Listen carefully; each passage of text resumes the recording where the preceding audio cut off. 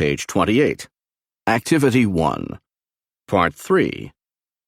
Listen to Leila's model presentation.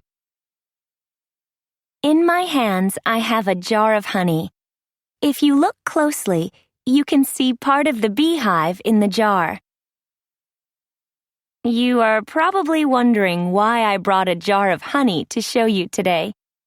Every time I see honey, I am reminded of a stinging experience I had when I was in the 6th grade.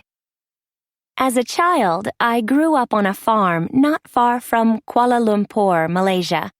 One warm summer day, my friend and I were walking home from school. We happened to see a beehive in a tree.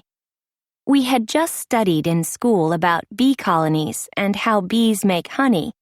This was my big chance to show off to my mother and father what I had learned in school. It looked easy.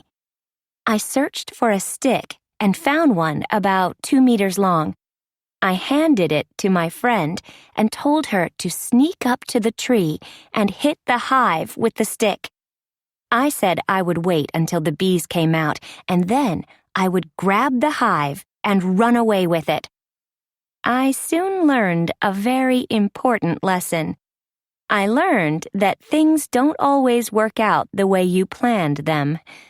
My friend pushed the hive down from the tree and then hurried off at full speed. The bees did not go after her. However, they were all over me instantly. They stung my arms. They flew down my blouse and stung me. They flew up my skirt and stung me. They got in my hair and stung me. My parents carried me to the hospital.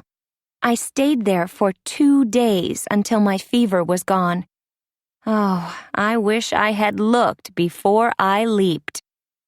That was the first and last beehive I ever touched.